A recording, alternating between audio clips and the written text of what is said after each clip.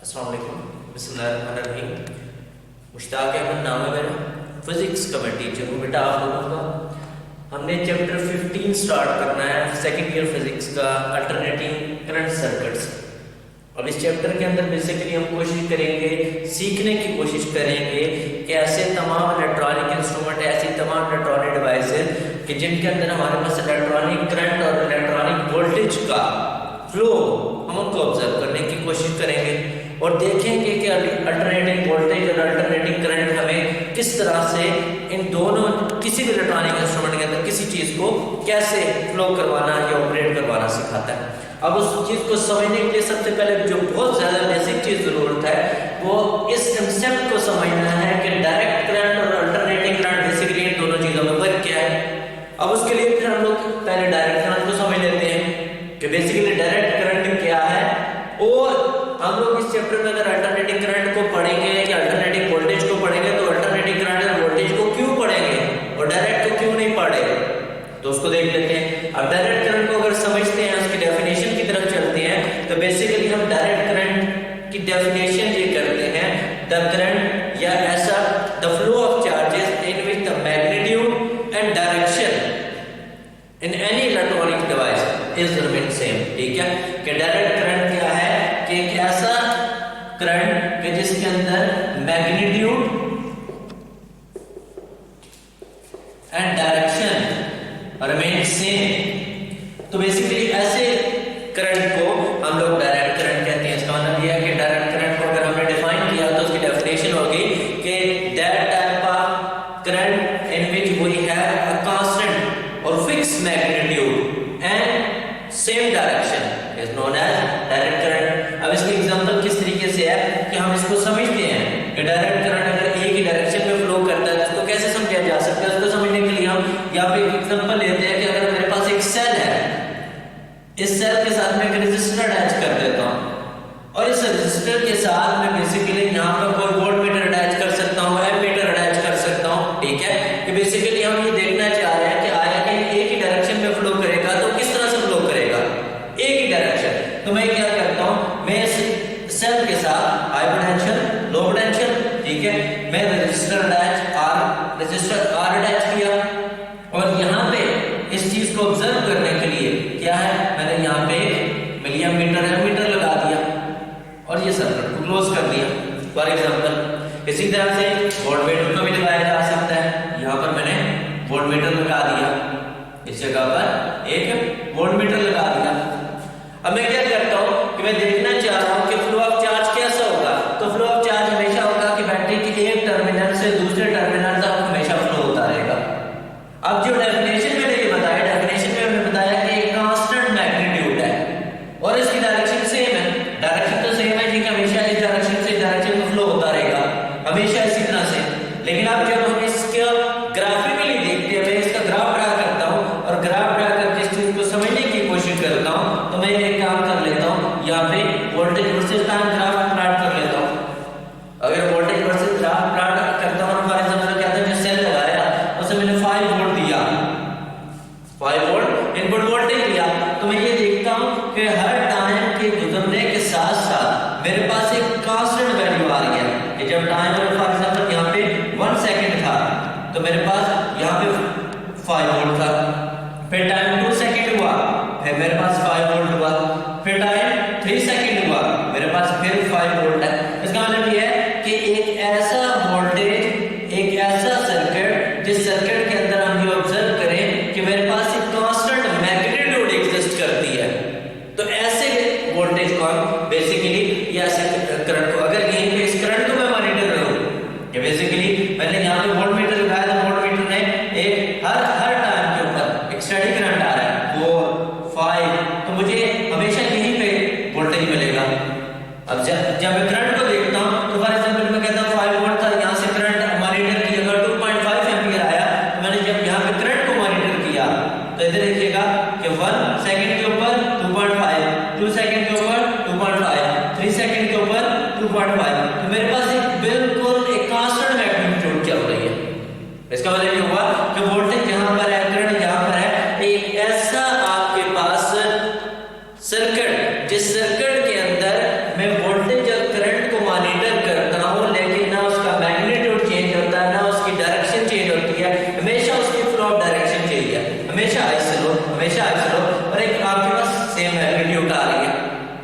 किस्म का जो बेसिकली आपके पास सर्किट होता है, इस किस्म को बेसिकली डायरेक्ट करंट कहते हैं। ठीक है, जो स्टडी करंट बोला जाता है, ज्यादा नॉर्मली तौर पे इसको स्टडी करंट बोला जाता है, स्टडी करंट बोला जाता है, जिसका हम अपने अल्फाज के अंदर डायरेक्ट करंट या डीसी कह रहे होते हैं।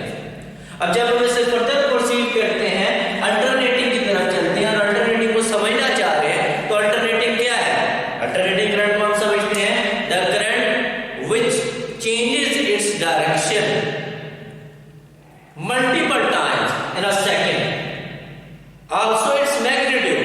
कि हम कहते हैं कि अल्टरनेटिंग करंट क्या है? एक ऐसा करंट कि जिसके अंदर हम continuous throughout whole circuit हम ये ऑब्जर्व करें कि मैग्नीट्यूड भी चेंज हो रहा है और हमारी डायरेक्शन भी चेंज हो रही है। इसका मतलब ये हुआ कि अल्टरनेटिंग को हम समझते हैं, डिफाइन करते हैं, तो इसकी आपकी जो मैग्नीट्यूड है वो चेंज हो रही है, इसकी जो डायरेक्शन है वो चेंज हो रही है। इसका मतलब है कि मैग्नीट्यूड भी चेंज हो रही है, डायरेक्शन भी चेंज हो रही है, लेकिन ये दोनों की दोनों कैसे? पीरियडिकली। पीरियडिकली का मतलब है एक फिक्स टाइम फ्रेम के क्रॉस।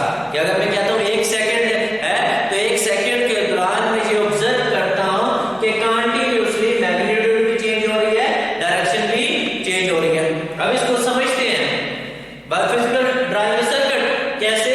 मैं ये कहता हूं फॉर एग्जांपल मेरे पास कोई एक सोर्स है, एक एसी सोर्स है, एसी सोर्स बाय दिस, ठीक है, कि जैसे हमने यहां पे डीसी सोर्स के लिए रिप्रेजेंट किया था, एक डीसी बैटरी के लिए एक सेल की बात की थी, यहां पे एक एसी सोर्स है।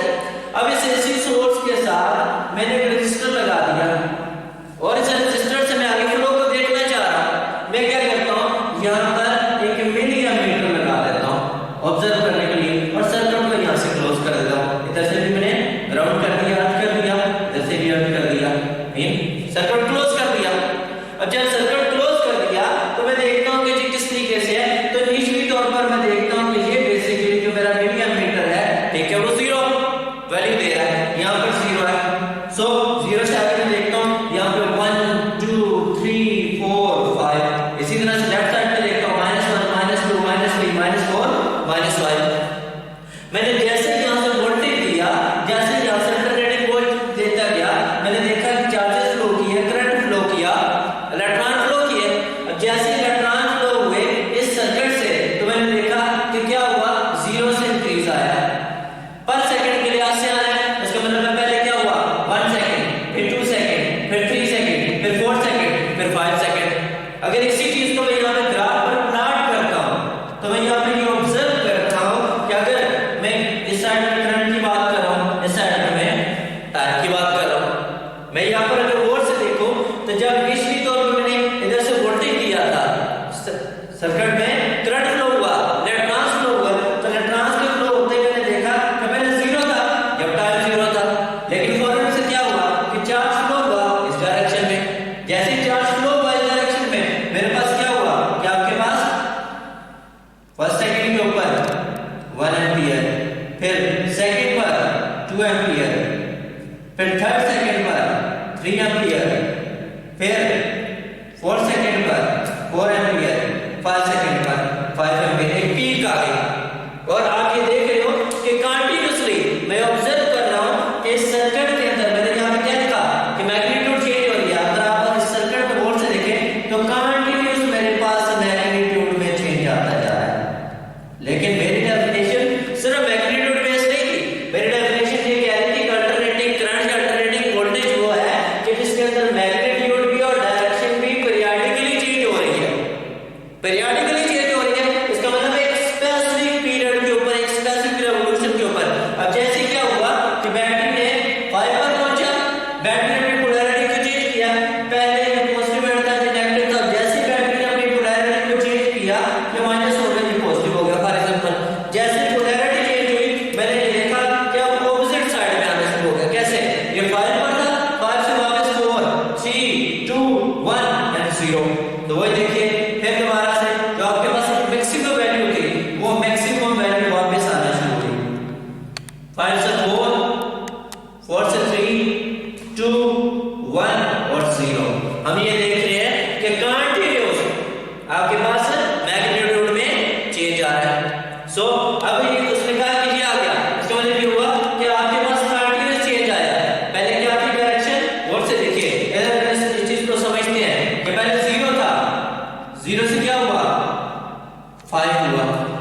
अब 5 से क्या हो गया, 0 हो गया। ये तो आपके पास एक डायरेक्शन है, पर मैंने डेफिनेशन के कहा कि कंटीन्यूअसली पीरियोडिकली डायरेक्शन चेंज कर रही है। अब जब 0 पे आया, पोलैरिटी चेंज होने की वजह से हम ये देखेंगे अब क्या हुआ, 0 से -1, -2, -3, -4, -5। इसका मतलब है यही चीज अब मैंने ऑब्जर्व की कि इस तरह से -1, -2, -3, -4 और -5। अगेन मेरे पास टाइम के लिहाज से मैं ये ऑब्जर्व कर रहा हूं कि डायरेक्शन चेंज हो रही है, और डायरेक्शन चेंज होते ही कंटीन्यूअसली मेरा चीज इस तरह से चलेगी। अब क्या हुआ, यहां से इसका मतलब 0 से आपके पास क्या हुआ, 0 से मैंने ऑब्जर्व किया कि ये किधर आया, -5 पे आ गया। सो ये 0 से अब क्या हुआ, इसने डायरेक्शन चेंज की, -5 पे आया। लेकिन क्या ये -5 रहा, नहीं, वापस जाना है पीरियोडिकली।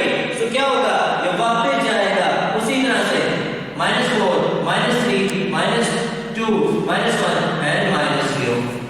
तो एक यूनिट साइकिल के अंदर तो -5 से वापस 0 पर, फिर 0 से फिर वही साइकिल दोबारा स्टार्ट हो गया। फिर पॉजिटिव फ्लिप 0 से 5 से 0।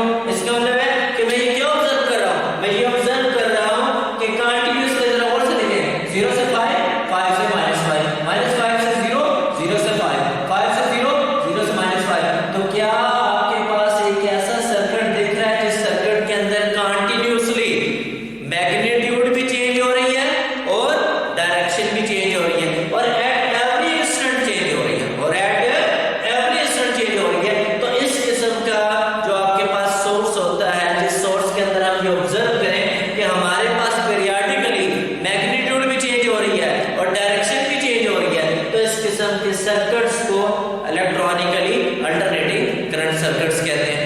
अब उसके अंदर फिर दो चीजें हैं, एक अल्टरनेटिंग वोल्टेज आ जाता है, एक अल्टरनेटिंग करंट आ जाता है। अब फिर क्वेश्चन ये आता है कि अल्टरनेटिंग वोल्टेज या अल्टरनेटिंग करंट आया कहां से। हमने चैप्टर 15 में इलेक्ट्रोमैग्नेटिक इंडक्शन में पढ़ा था और बड़े बहुत तफसील से पढ़ा था अल्टरनेटिंग करंट जनरेटर, जिसको डायनामो का बोला गया था।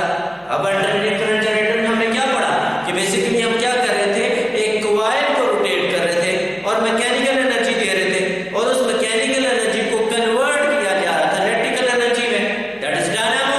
अब उसी चीज का, अब उसका आउटपुट क्या था, उस एसी जनरेटर के अंदर अल्टरनेटिंग करंट जनरेटर की जो फाइंडिंग्स थी, जो आउटपुट थी, वो ये इक्वेशन आई थी, E = E0 sin omega t। कि मतलब आपके पास क्या था, नॉट रिप्रेजेंट एज मैक्सिमम, सो आपके बुक में नॉट का भी सिंबल यूज किया गया है और em का भी सिंबल यूज किया है, m मतलब maximum, main maximum induce EMF.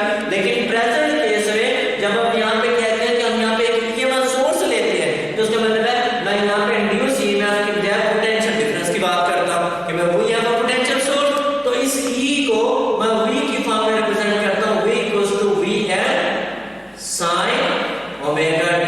Mean time basically sinusoidal है और टाइम का फंक्शन है।